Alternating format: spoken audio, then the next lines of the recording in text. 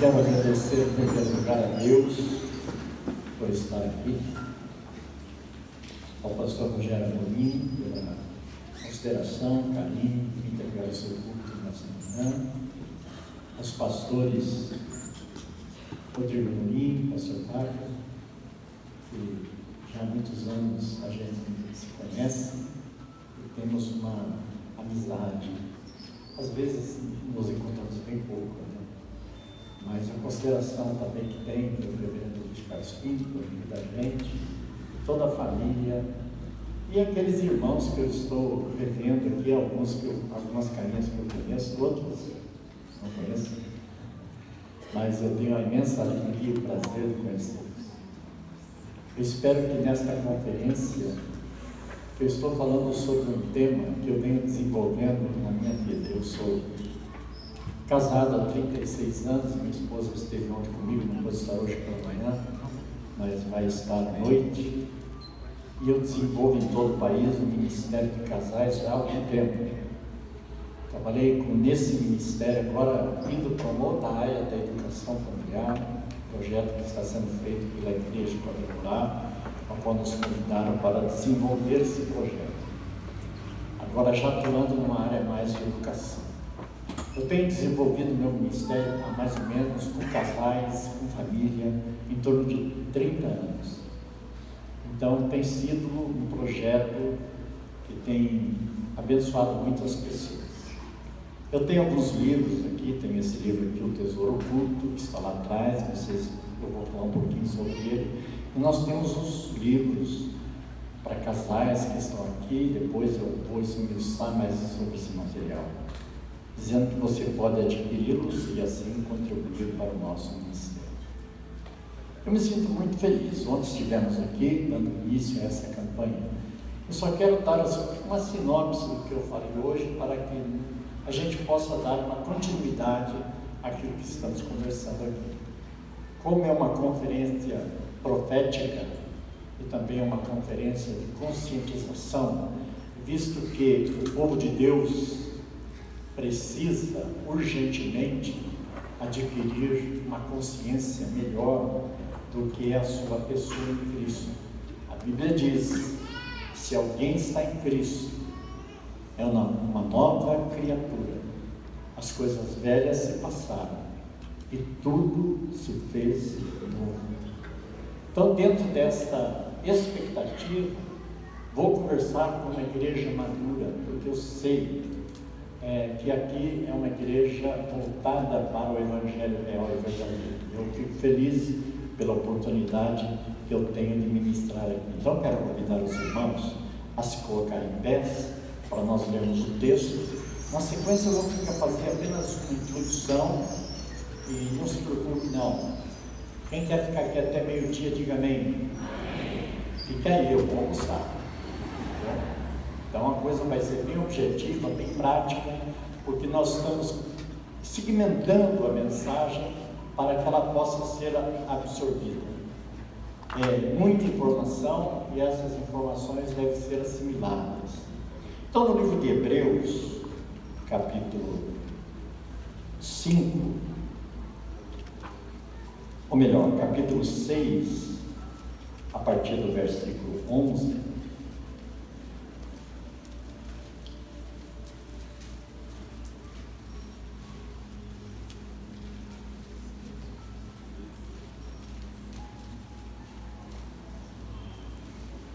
mas desejamos que cada um de vós mostre o mesmo cuidado até o fim, para a completa certeza da esperança, para que vos não façais negligentes, mas sejais imitadores dos que pela fé e paciência herdam as promessas. Porque quando Deus fez a promessa a Abraão, como não tinha outro maior por quem jurasse, jurou por si mesmo, dizendo: certamente abençoando, te abençoarei, e multiplicando, te multiplicarei.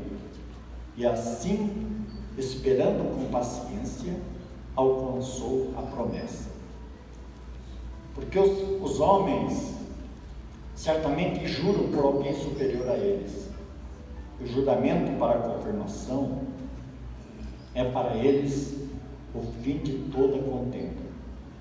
Pelo que, querendo Deus mostrar mais abundantemente a imutabilidade do seu conselho aos herdeiros da promessa, se interpôs com o juramento, para que por duas coisas imutáveis, nas quais é impossível que Deus minta, tenhamos a firme consolação, nós, os que pomos o nosso refúgio em reter a esperança proposta, a qual temos uma âncora da alma segura e firme, que penetra até o interior do véu, onde Jesus, nosso precursor, entrou por nós, feito eternamente sumo sacerdote, segundo a ordem de Melquisedeque.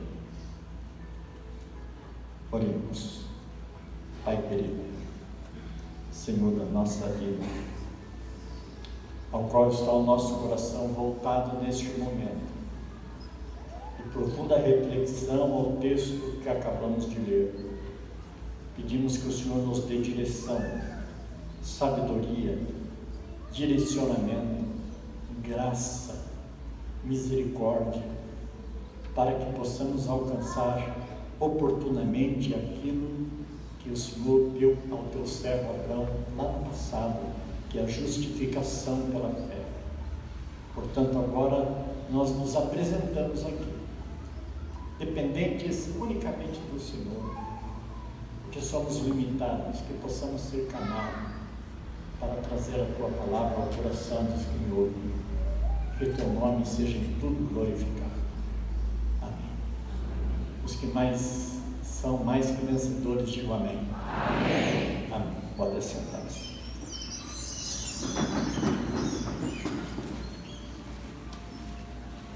Diga assim: promessas de Deus avalizadas. Ontem nós falamos aqui sobre a bênção, porque é algo que nós carecemos, necessitamos da bênção de Deus. Nós precisamos dela mais do que o ar que nós respiramos. Todas as coisas que fazemos, a nossa forma de agir, de ser, de dar e de receber, na construção de relacionamentos, no envolvimento com pessoas, no nosso desenvolver da nossa vida familiar e financeira, nossa vida profissional, precisamos e carecemos da bênção de Deus. E a bênção de Deus é como se Ele estivesse avalizando a nossa vida mediante as suas promessas. Portanto, ontem falamos sobre o encontro que Abrão, até então era Abrão. A palavra Abrão vem da palavra Ab, pai, Abram, pai de uma família, pai de uma portentosa família. E Abraão, posteriormente, ele foi chamado de Abrão, depois, posteriormente, de Abraão, significando o pai de muitas multidões. No sentido, esse homem foi não fonte de bênção, porque a gente sabe que Abraão foi um homem comum como eu e como você, mas Deus encontrou nesse homem uma abertura para poder fazer dele um canal, diga assim, canal, onde as bênçãos de Deus viriam através desse homem, para que as promessas do Senhor se cumprissem. Portanto, ontem nós falamos sobre duas bênçãos. A bênção patriarcal, que era a bênção que viria sobre a família, especificamente a família de Abraão, que é a nação de Israel. Então, Abraão gerou Isaac, Isaac gerou Jacó, Jacó gerou José e seus 12 filhos, seus 10 filhos, e 2 filhos especificamente de José formaram as tribos de Israel. Portanto, a família patriarcal se estabelece entre o povo israelita, que também era uma promessa de Deus que essa nação seria cabeça e não cauda em toda a terra. Nesse sentido, Deus fez promessas. Então, quando ele foi chamado, está lá no livro de Gênesis, capítulo 12, 1, verso 2 e 3, abençoar-te-ei e engrandecerei o teu nome, disse o Senhor a esse homem. Farei de ti uma grande nação, e tu serás uma bênção. Abençoarei os que te abençoarem, amaldiçoarei os que te amaldiçoarem, em ti serão benditas todas as famílias da terra. Então nós podemos perceber que essas duas bênçãos tinham o sentido da bênção patriarcal. O que seria a bênção patriarcal? Uma hereditariedade abençoada, onde esta geração subsequente teriam princípios e conceitos embasados no patriarca. Dentro deste conceito, 430 anos depois de Abraão, surgiu a nação de Israel, e nós conhecemos a história, como ela ficou. Mas a gente sabe que, na verdade, Israel passou por um processo, aliás, vários processos, e isso é uma longa história e não está no cunho desta pregação, está no relato histórico do acontecimento israelita no decorrer da história. Mas a gente sabe que as tribos vieram a ser então as portadoras da bênção patriarcal. Você vai perceber que existem 12 elementos, filhos, descendentes de Abraão, que se tornaram, na verdade, adquiriram aquela promessa de Abraão, no que se diz respeito à sua evolução abençoadora no sentido de conquistas. Mas a gente também conhece que, infelizmente, esta nação, ela desviou-se em vários momentos da sua existência e da sua vida como nação. Mas Abraão, ele foi encarregado de que esta bênção ela se canalizasse mediante as gerações.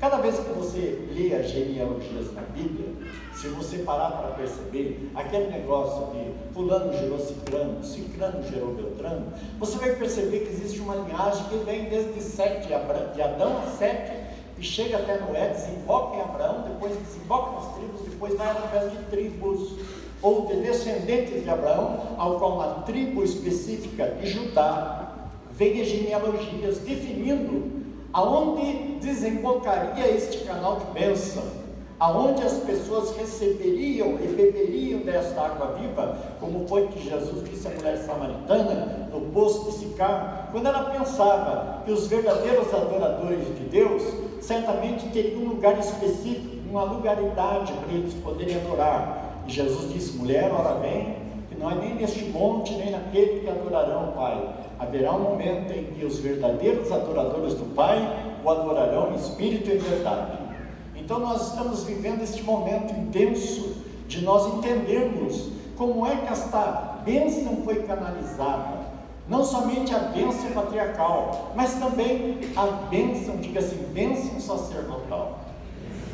Aí a gente percebe que o próprio sacerdote, quando apresentava-se diante do tabernáculo, ele era um sujeito deficiente, ele tinha carências, ele também tinha problemas com o pecado, e a Bíblia diz que ele também deveria oferecer sacrifícios por ele mesmo, devido aos seus desajustes emocionais, psicológicos, pelo fato de ele ser um humano comum como todos nós.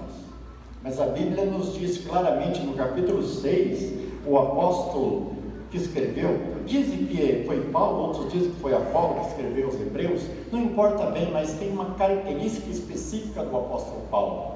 Para mim foi ele que escreveu esse livro, mas não importa quem tenha sido. Há alguns exegetas e hermeneutas que dizem que o livro de Hebreus é um livro que é considerado por eles como o quinto evangelho, simplesmente porque apresenta o Cristo não na sua primeira fase de vida, ministério, ressurreição, morte e ressurreição, mas apresenta o Cristo depois da sua ascensão. Como é que ele conquista, como é que ele sai da presença de Madalena logo após a sua ressurreição, E Madalena quis abraçá-lo, quis tocá-lo, e disse: mulher, não me detenhas, porque ainda não subi para o meu Pai. Por que é que Cristo impediu que ela consumasse aquele fato de poder abraçá-lo? Simplesmente porque ele estava em missão. E diz a Bíblia que era necessário que todas aquelas figuras do tabernáculo, oblações, sangue de animais, sacrifícios, incensos e toda aquela ortaguia de coisas que se relacionavam ao culto judaico eram apenas sombras das coisas que eficazmente aconteceriam numa outra dimensão, muito transcendental, muito além das galáxias. É uma coisa que a gente não entende, não compreende por causa da nossa limitação e da nossa pequenez. Nós, como humanos, somos aqui em torno de 8 bilhões de seres no planeta. Somos pequeninos demais. O nosso planeta é apenas, como diz Carl Sagan, um pequeno ponto fosco azul na Via Láctea. É muito pequeno o nosso planeta diante da imensidão de estrelas, diante da imensidão das galáxias que existe. A nossa galáxia é imensa, tem 100 mil anos-luz de distância, olhando para um lado plano, com mais de 200 bilhões de estrelas parecidas com a nossa. Então, existem, os cientistas já calculam que existe mais, a nossa galáxia, que já é um universo imenso, existe mais de 200 bilhões de galáxias espalhadas pelo universo. Então, a nossa cosmovisão dessa pequenice, dessa coisa pequena que somos nós, nos faz a pensar, entender e compreender que nós estamos aqui neste planetinha não afastados, distantes de Deus, mas Ele está presente na nossa vida mediante a revelação na pessoa de Jesus Cristo. Isso nos leva a uma indagação: como é que eu me apodero das bênçãos? O que eu faço para pagar as bênçãos? Como eu faço? Porque nós sempre temos uma ideia de retribuir para Deus alguma coisa. Porque quando alguém nos faz um bem, a primeira coisa que a gente fica devendo é obrigação àquela pessoa. É uma coisa que Deus encontrou em Abraão, porque Ele queria de Abraão algo muito maior do que se possa imaginar. Se há alguma coisa que você tem que supervalorizar na sua vida, é a tua vida. Ela é a coisa mais importante que você tem. Quando Abraão, até então ainda não era Abraão, encontra-se com Melquisedeque, que a Bíblia diz que historicamente este homem existiu. Mas há uma controvérsia em cima deste nome, porque este Melquisedeque, como diz o capítulo 7, ele era rei de Salém, sacerdote do Deus Altíssimo, e que saiu ao encontro de Abraão quando ele regressava da matança dos reis e o abençoou. Nesta guerra tribal que Abraão teve para resgatar o seu sobrinho Ló, ele encontra-se nas mediações de Salém. Uns dizem que é Jerusalém, outros dizem que era uma parte de Jerusalém. Bem, não importa. Naquela região que já está provada topograficamente, geograficamente, que ela existiu mediante algumas pesquisas de gente que está lá trabalhando, arqueólogos que estão fuçando aquilo lá, mexendo naquela região, descobriram exatamente o altar aonde Melquisedeque encontrou-se com Abraão. E diz a Bíblia que este personagem era rei de Salém, era rei da justiça, era rei da paz. E ele encontra-se com Abraão e lhe traz pão e vinho. Em retribuição a isso, Abraão lhe entrega dízimos dos despojos daquele conflito. Ora, você acha que Deus estaria interessado em despojos? Evidentemente que não. É que naquela ali existe uma linguagem figurada. O que Abraão estava dizendo era o seguinte: assim como o Senhor me oferece a sua vida, pão, nós sabemos o que o pão representa. O vinho também nós sabemos que isto representa. Alguém de vocês, alguns de nós aqui, podemos lembrar que alguma coisa aconteceu com pão e vinho aqui todos os domingos do primeiro dia do mês? Não lembramos alguma coisa?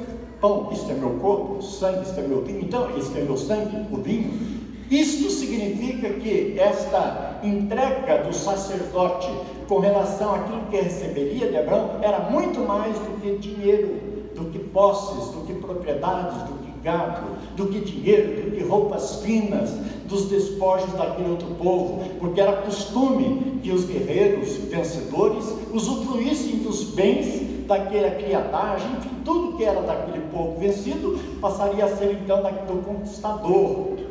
E é exatamente nisso que Abraão está dizendo: eu tive esta guerra, eu tive sucesso, mas eu estou entregando tudo isto para o Senhor. Eu não entrego, eu não quero nada mais, eu te agradeço pela minha vida, então eu estou colocando a minha vida assim como o Senhor coloca a sua para mim, para que nós possamos ser abençoados. Então, o maior abençoou o menor. Diga assim: o maior abençoou o menor. Então, quem é maior aqui?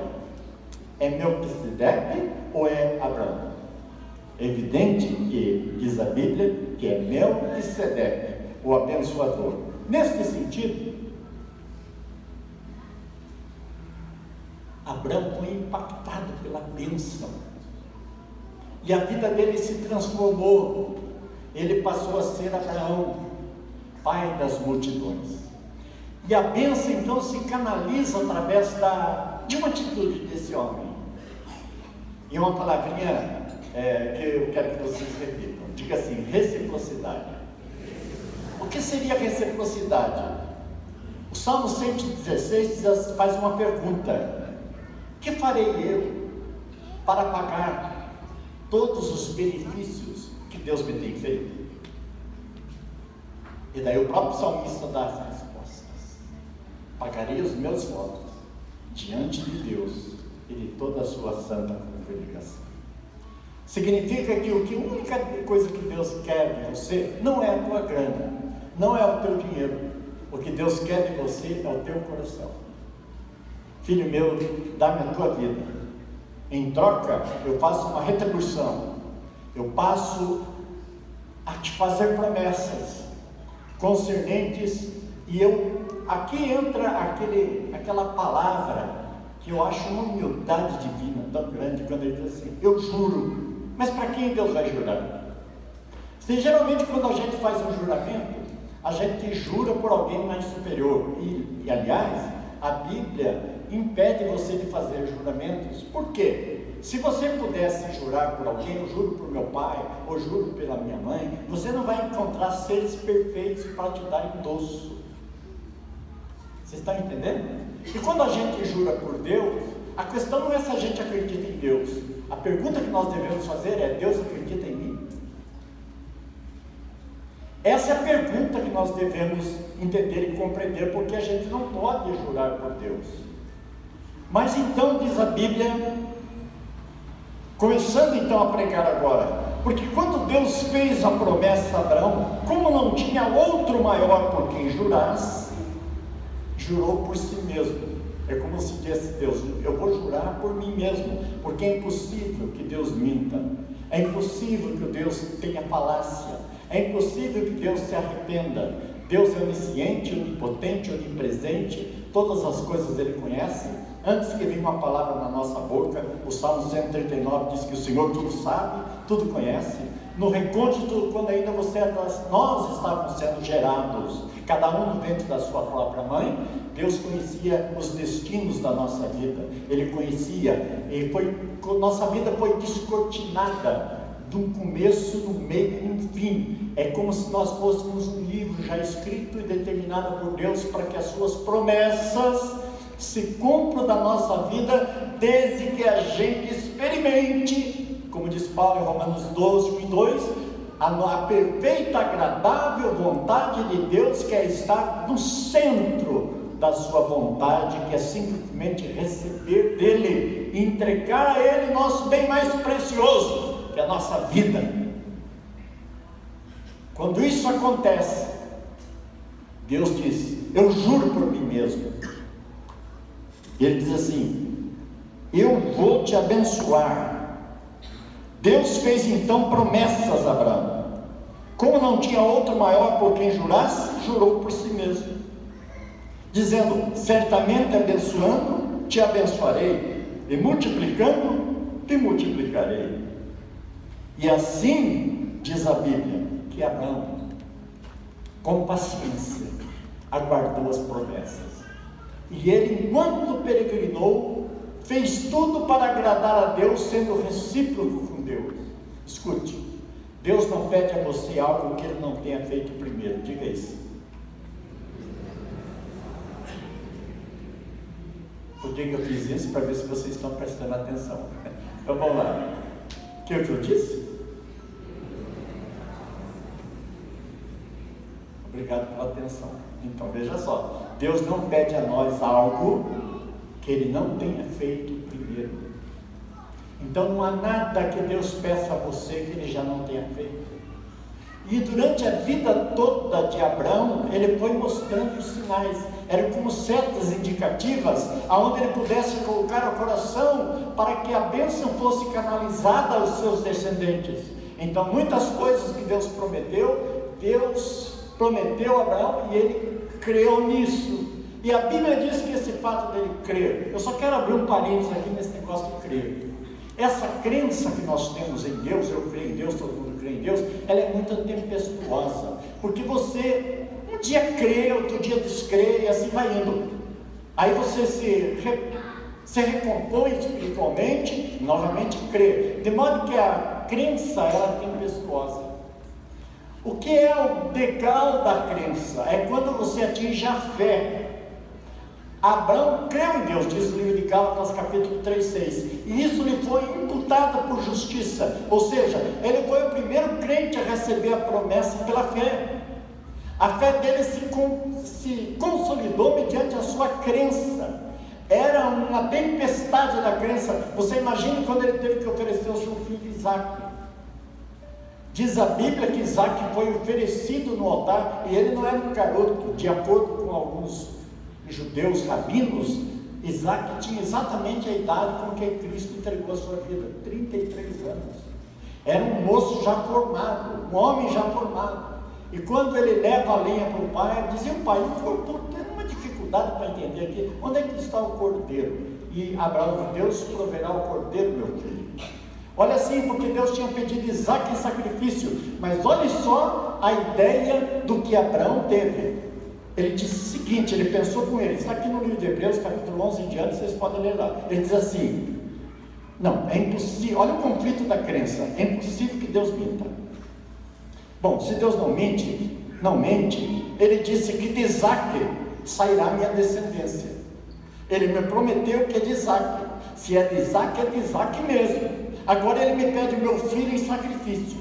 Pois bem, eu creio, mesmo que eu sacrifique Isaac, o seu corpo seja destruído pelas cinzas, eu tenho certeza que Isaac irá ressuscitar das cinzas e vai continuar vivo, porque Deus não pode mentir. Fala para o irmão assim: vale a pena crer em Deus dessa forma? Não vale? Então, quando a gente fala da fé de Abraão, nós estamos falando de algo muito maior, que é muito além da crença. Então, quando o filho se coloca no altar para ser sacrificado, evidentemente ele tinha a mesma fé do pai, tinha as mesmas convicções. Eu já vi pregador dizendo que levou a Isaac chorando, disse: ai meu filho, mas que coisa, não foi nada disso, foi um culto a Deus. Mas a convicção era tão grande que ele pegou o punhal, e quando foi colocar sobre o coração do seu filho, um anjo colocou a mão e disse: não faça isso, porque agora você foi provado na sua fé, você adquiriu a fé que eu queria que você tivesse. De repente ele vê um balido no meio do mato, e ele vai lá e dá um cordeiro preso. Eis aí o sacrifício. Eu vou dizer: se você não negou meu próprio filho, eu também não negarei o meu, para que a minha vida seja a tua vida, e a tua vida seja a minha vida, e a gente faça uma fusão disso, para que as minhas promessas se cumpram na tua vida. Aleluia.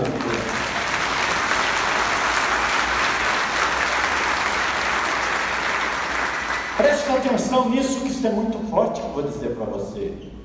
Quantos querem a fé de Abraão? Vença a tempestuosidade da crença. Vou falar de novo. Vença a tempestuosidade da crença. Esta fé a gente encontra nos evangelhos de uma forma assim. A Bíblia nos diz claramente que o centurião de Cafarnaum é um dos momentos que eu acho mais lindo nas Escrituras, que está em Mateus capítulo 8, quando ele encontra-se com Jesus, porque o seu criado está morrendo. É um filho adotivo, ou é algo que ele tinha uma considerada estima. E diz a Bíblia que este homem era um centurião, comandava 100 centúrias, ou 100 soldados romanos, que fazia guarda de toda aquela região. É como se fosse o delegado da cidade de Cafarnaum. E diz a Bíblia que ele vem humildemente na presença de Deus, ele que tendo o capacete romano, a armadura, o brisão romano no peito, ele vai a uma certa distância ao Evangelho e diz o seguinte, que ele não foi ter pessoalmente com Jesus porque não se achava digno. Então ele manda um porta-voz, e ele fica uma distância assim, de uns 100 metros, e ele fica nessa posição de quem está submisso àquelas determinações. E os criados dizem assim, diz o Senhor, não sou digno de que entres debaixo do meu telhado, meu servo está com dificuldade, está à morte, e eu creio que eu não sou digno de que entres debaixo do meu telhado. O Senhor não precisa ir até minha casa, diga só uma palavra, porque eu sei o que é autoridade. Eu tenho soldados às minhas ordens. Diga um vai, ele vai. Diga outro vem, ele vem. Diga outro faça aquilo, ele faz. Sabe por quê? Porque no meu coração, na minha vida, eu tenho o símbolo da águia romana, e as pessoas sabem que eu sou autoridade maior, então eles obedecem. Mas eu creio que o Senhor tem uma autoridade muito superior a tudo que eu vivo. Portanto, eu não sou digno nem de que o Senhor entre debaixo do meu telhado, mas diga uma palavra e o meu servo será curado. Jesus disse, estupefato, grande a fé desse homem, eu ainda não encontrei em Israel tamanha fé, vai, que o teu servo vai ser curado. E naquele momento em que ele disse essas palavras, o moço se levantou, a energia de Deus, porque era o Deus do universo, dando comando às forças da natureza, e aquele vírus ou aquela doença que estava afetando aquele moço, imediatamente obedeceu, e aquele moço foi curado. Preste atenção nisso.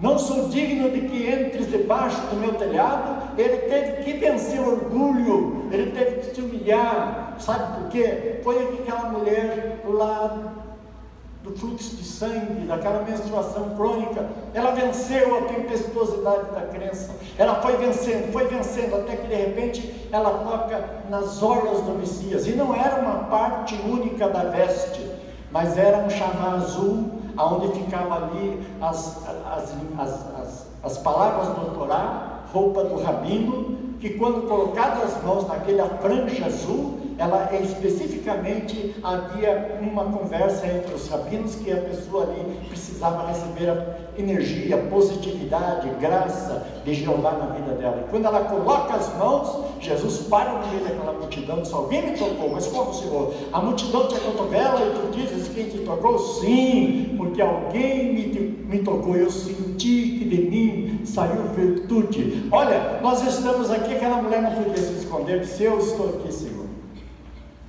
eu te toquei. Jesus disse, mulher, vai, porque a tua fé te salvou.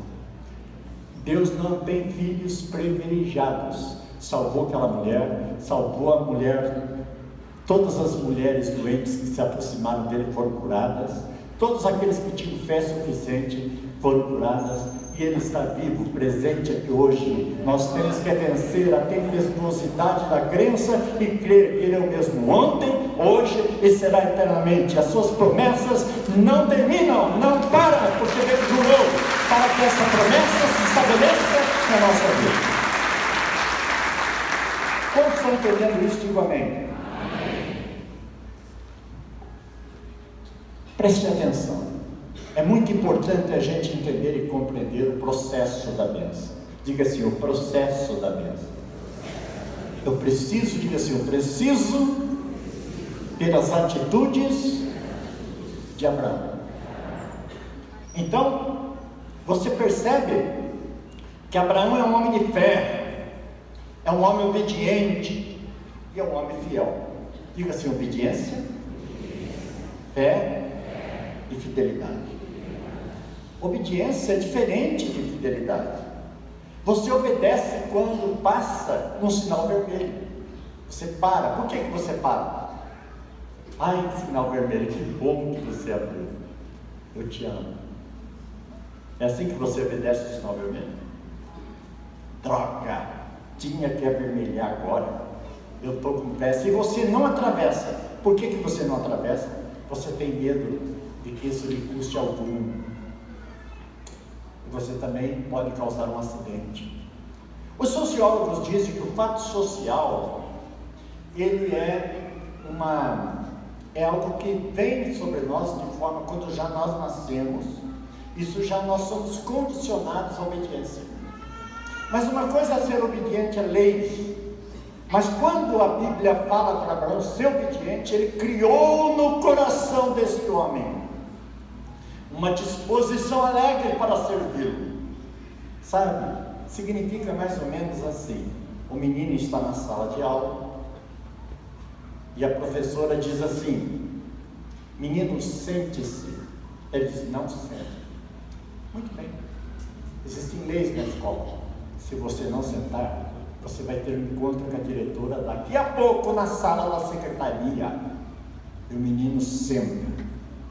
A professora alegre olha para ele e diz assim, com ar de satisfação de ter vencido a arrogância, diz assim: sentou ou não sentou?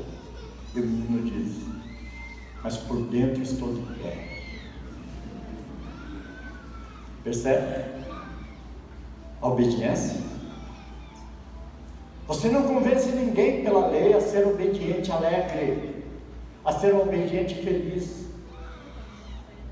Você convence pela persuasão do amor que você tem em Deus.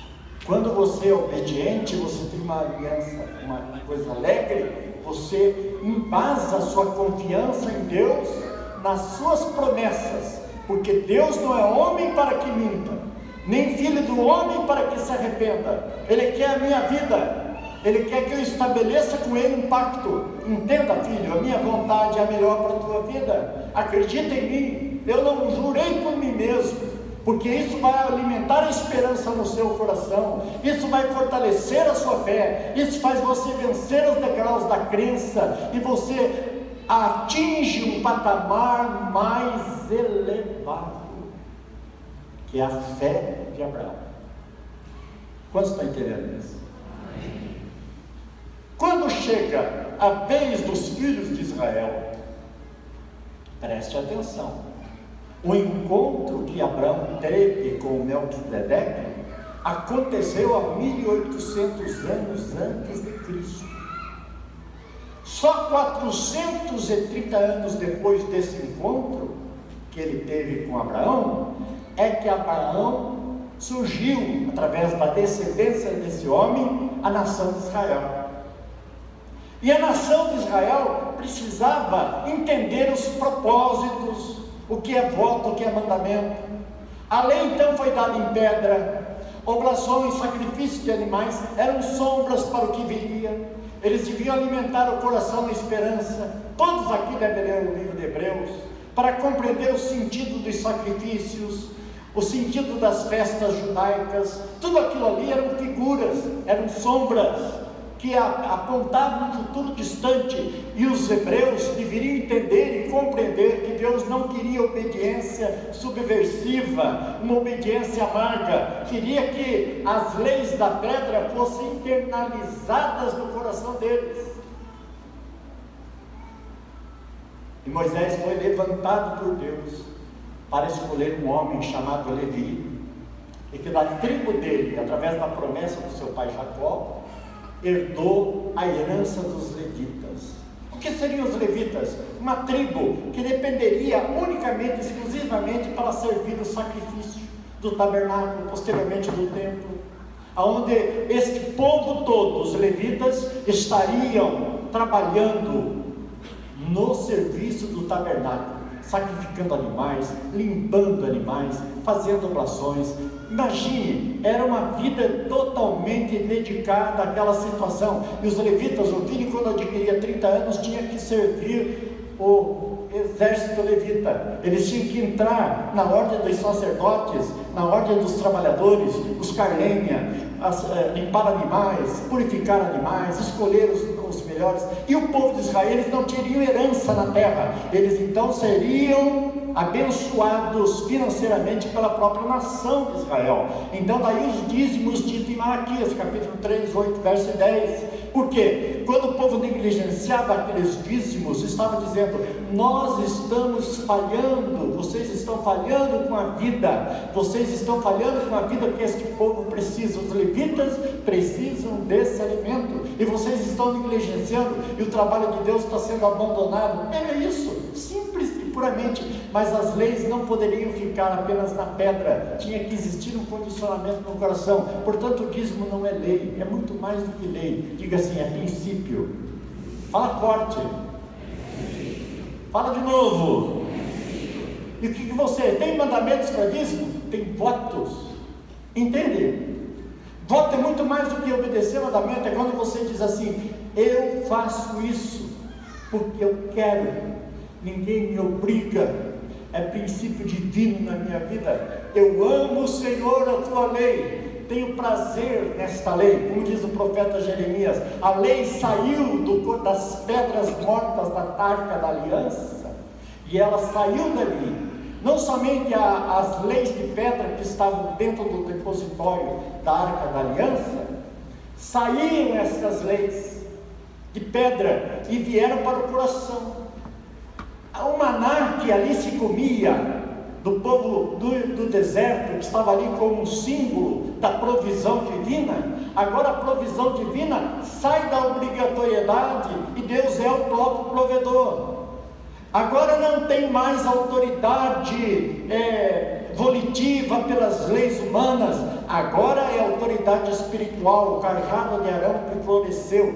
Mas na arca da aliança existem 2 querubins guardando aquilo ali como prova, dizendo: o homem nunca é capaz de cumprir aquilo que promete, o homem sempre é falho. Mas o sacerdote pecador, pecaminoso, entrava uma vez por ano e derramava sangue de animal em cima daquela tampa, e naquele momento Deus apaziguava, fazia um armistício de paz com aquele povo, para que a sua lei não os punisse. E naquele momento, depois da aspersão dos vasos, de todo o ritualismo, Arão saía para fora do arraial e abençoava o povo, como diz em Números 6: o Senhor te abençoe e te guarde, o Senhor faça resplandecer o seu rosto sobre você, o Senhor sobre ti levante a sua face e te dê a paz.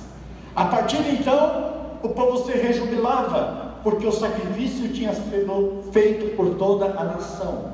Mas diz a Bíblia, diz o texto sagrado, para que por 2 coisas imutáveis, as quais é impossível que Deus minta, a firme consolação, nós temos que ter uma âncora firme, daquela que penetra até o interior do véu. O que era o interior do véu? A arca da aliança, que estava protegida por um véu espesso de 10 centímetros de linho torcido nas cores específicas dadas pelo tabernáculo. E diz a Bíblia que aquele véu espesso não é um véu de tule que ficava flutuando, não era uma coisa espessa, firme, segura. Diz a Bíblia que no momento que Jesus disse: está pago, a palavra grega, teletestai, está consumado, a palavra aramaica, está pago, não existe mais orações, não existe mais sacrifícios. Agora o sumo sacerdote entrou no lugar santíssimo e ele vai oferecer sacrifício, não de sangue de animais, ele vai oferecer o próprio sangue, ele está oferecendo a própria vida.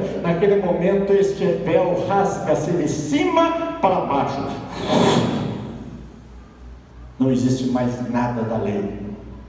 Agora existe, elas foram transportadas daquele caixote de ouro para o coração humano. Agora, eu amo a tua lei, ela está eternamente no meu coração. Vocês estão entendendo isso? Quero que você levante a mão para o Pai nesse momento que é tão especial. Levante a mão e diga assim: Senhor, eu amo a tua lei e pagarei os meus votos na presença de todo o teu povo. Você está entendendo isso? É aqui que a gente tem que compreender que o sacrifício de Cristo foi feito. O sacrifício de Cristo foi realizado. Não existe mais nada que possa substituir este sacrifício. Não existe mais nenhum sacerdote ordenado para te representar diante de Deus. Ele é único. Pode ser o maior fundador de religião deste planeta.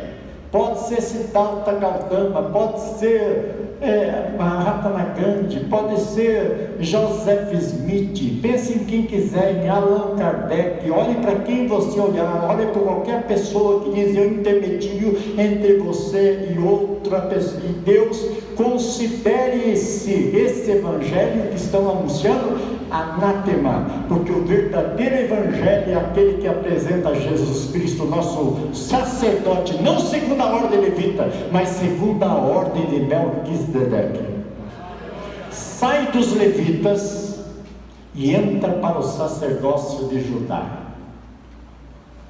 Ele é o leão, ele é o leão. No mesmo tom, vamos lá. Ele é o leão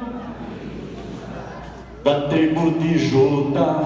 Jesus tomou nossas cadeias e nos libertou. Esse é o novo sacerdócio. Nós agora não estamos escravos da lei. Nós não precisamos ficar guardando dias santos. Nós não precisamos mais ter essa obrigatoriedade com responsabilidades e oblações religiosas. Agora nós somos lavados, remidos no sangue daquele que derramou-se a sua vida, para que nós pudéssemos chegar com ousadia junto ao trono da graça, a fim de alcançarmos misericórdia e sermos ajudados em tempo oportuno, para que as promessas de Deus se cumpram na nossa vida. E todo o povo diz amém, amém. Bem forte, amém. Pronto, deixa de ser religião. Deixa de ter medo do tal bicho devorador. Você não precisa mais ter medo de nada, nem de macumba, nem de feitiçaria, nem de olho gordo, fumado, sei lá o que. Você não precisa ter anseios, ansiedades. Você tem que descansar nesse eterno sacrifício. Ele me justifica. Abraão foi o primeiro homem a ser justificado pela fé, e todos os que são da fé, diz Paulo, são benditos com o crente Abraão, porque a bênção dele canalizou e veio na minha vida, de modo que você é um Abraãozinho, filho de Abraão. Ah, mas pastor, eu não sou judeu. Não é, e nem poderia, porque quando Jesus ele vem, Paulo, o apóstolo, em Romanos 6, diz assim, que nós éramos uma oliveira selvagem, um zambujeiro, mas a Bíblia diz que ele nos enxertou na oliveira verdadeira, que a partir de agora nós somos os ramos. Mas, diz Paulo exortando os romanos, se ele não poupou os ramos naturais, você acha que ele pouparia os ramos enxertados? Ora, nós devemos entender que não é lei, não é obrigatoriedade. Hoje nós temos a bênção patriarcal e a bênção sacerdotal vindo sobre a nossa vida, para que a nossa casa seja embasada nas promessas que Deus jurou. E a única coisa para você entender a vontade de Deus é ficar tranquilo. Como diz Romanos 12, rogo-vos, pois, o prisioneiro do Senhor, diz a Bíblia, que apresenteis os vossos corpos como um sacrifício vivo. É agora que a coisa pega, irmão. Eu vou abrir um parênteses e faço uma pergunta para concluir a nossa pregação. A pergunta é a seguinte: quando é que um sacrifício é vivo? Pergunta para o irmão: quando é que um sacrifício é vivo? Enquanto isso eu bebo uma água.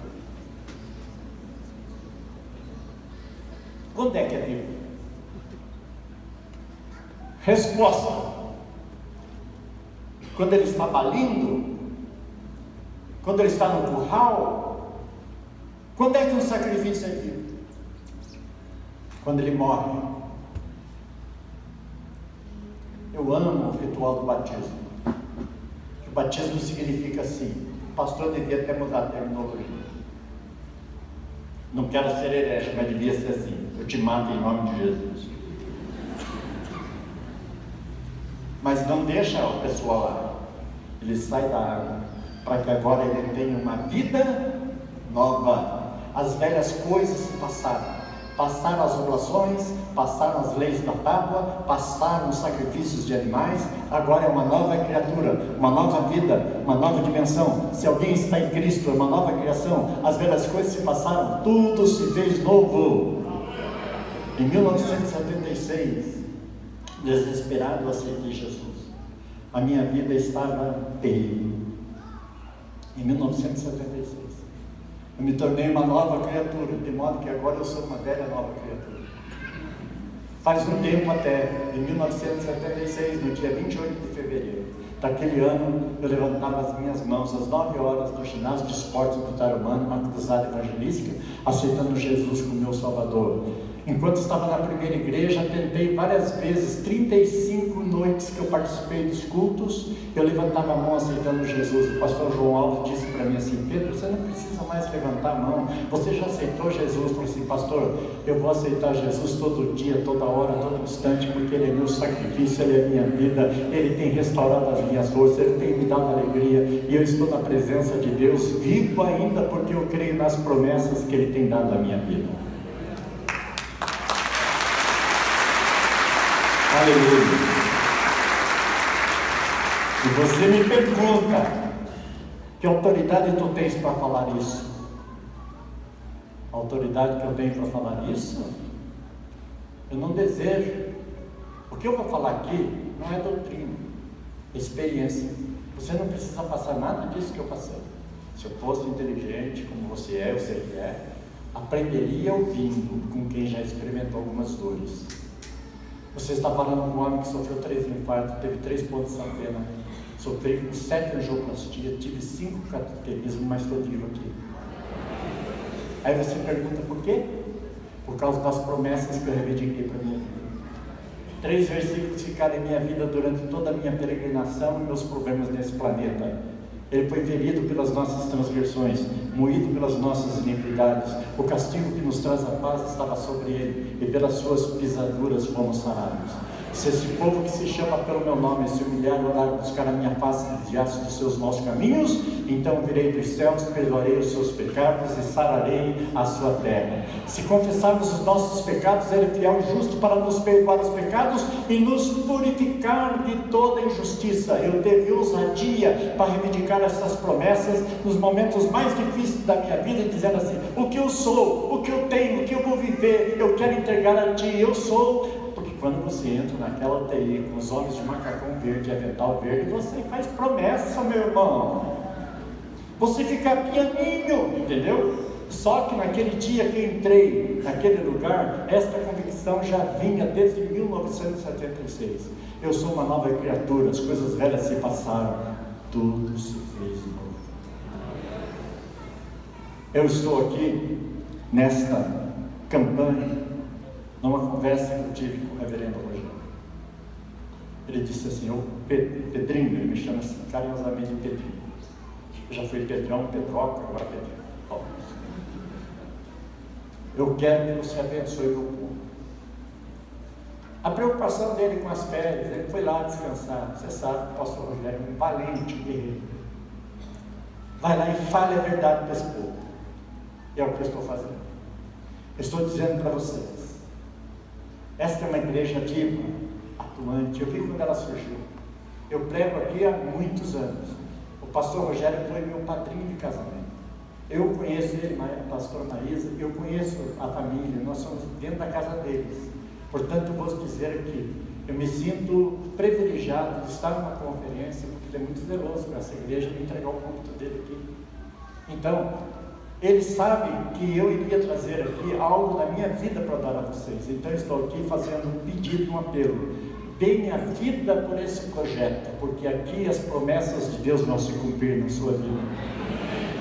Está entendendo? Entrega-se de uma forma plena, entregando os seus dízimos e ofertas, com disposição e alegria, sem murmuração, porque uma onda na internet dizendo dízimo é da lei, dízimo passou, dízimo é obrigação. É obrigação para quem não conhece a Deus, mas quem o conhece firmemente dentro dos seus propósitos sabe que dízimo é muito mais que dinheiro, dízimo é propósito, é muito mais do que mandamento, é voto, é princípio.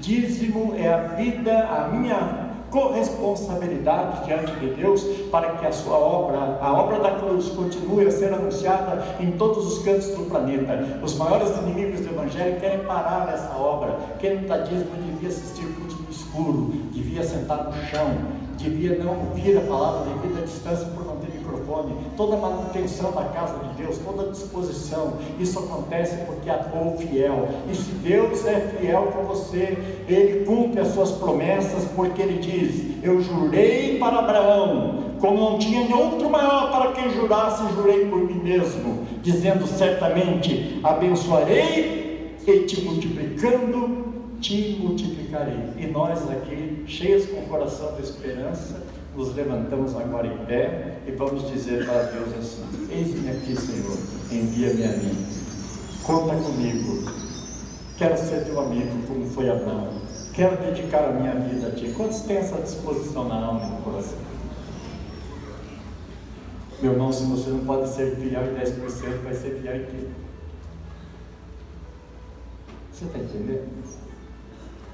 Olha, eu tenho aqui alguns envelopes, eu vou pedir para os diáconos. Faça com meio do povo. Se você quer fazer um voto com Deus, faça ser dizimista.